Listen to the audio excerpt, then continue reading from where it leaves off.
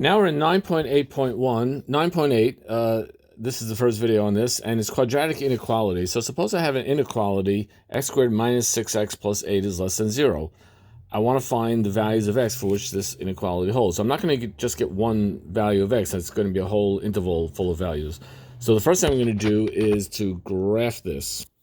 If I graph the parabola y equals x squared minus 6x plus 8, well, look, asking this inequality of when is this equal, less than 0, that's the same thing as saying when is this parabola below the x-axis.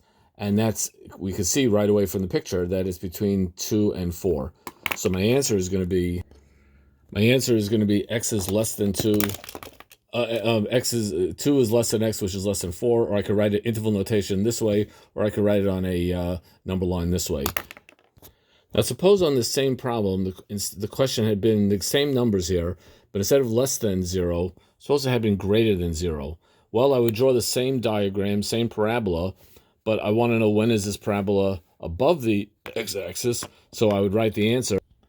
The answer in interval notation would be negative infinity, comma 2, union 4, comma infinity, or if I graph it as a number line, it will look like this. Same problem, but because that flipped sign made the answer very different, even though the numbers are all the same. Now I'm going to show you how to do the same problem algebraically instead of graphically. In other words, without drawing a graph. Well, if I look at x minus 2, if x is less than 2, this is negative. When x hits 2, it becomes 0, and when x is greater than 2, it becomes positive. So it's negative in this whole interval, positive in that interval, and positive out here. Now x minus 4 is negative out here. It's still negative here. It hits 0 when x equals 4, and then it becomes positive afterwards. But we want to know about the product, x minus 2 times x minus 4.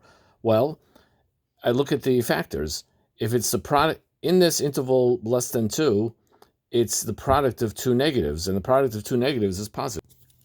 In this interval over here, between 2 and 4, one factor is positive, the other factor is negative. A positive times a negative is negative. And in this interval here, when x is above 4, the one factor is positive, the other factor is also positive, and a positive times a positive is positive.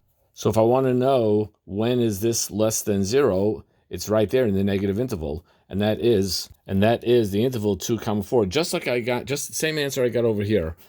Same answer, same problem, same numbers. The only difference is, instead of doing it with by graphing the parabola, here I did it just by analyzing the positive, negative, analyzing the factors and seeing when they're positive and negative and so forth. Yay!